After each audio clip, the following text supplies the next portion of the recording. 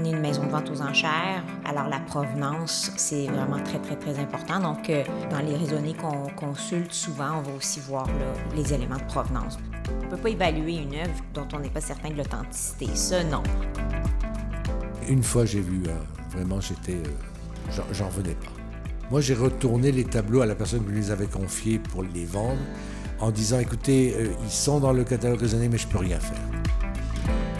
Il y a des cas où, tu sais, je disais, si une œuvre qui apparaît, qui n'a aucune histoire, aucune présence dans l'histoire, elle peut être douteuse. On a des cas, ça apparaît tout le temps, d'œuvres qui sont trouvées au marché aux puces. Ça, c'est le cas typique. C'est soit le marché aux puces ou dans un grenier.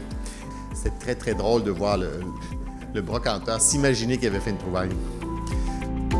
Il faut l'authentifier en premier, parce que si vous donnez une valeur sur un faux, c'est comme si vous l'authentifiez. Ça se vend mieux quand il y a l'étiquette de la galerie Clarence Gagnon, ou l'étiquette de l'Art français, ou l'étiquette de Walter Mousse dans le quadrillopelle, etc. Ça se vend mieux.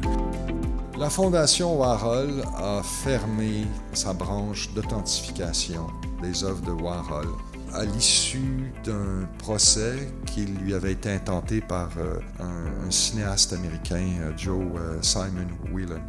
Quand vous ouvrez vos portes en tant que fondation à la soumission d'œuvres par tout le monde et n'importe qui, vous vous placez dans une position où vous êtes redevable. Et c'est là la base de tout le problème. Il y avait un tableau de Van Dogen, puis il était allé voir Van Dogen, qui était encore vivant, puis l'autre, il a fait authentifier, puis l'autre était vieux, gaga, on disait pas Alzheimer à l'époque, mais on disait gaga, mais puis par vanité, puis il avait été bien peint, puis tu sais. Quand j'ai à authentifier une œuvre de Serge Lemoine, c'est à mon chum, fait que je sais c'est quoi.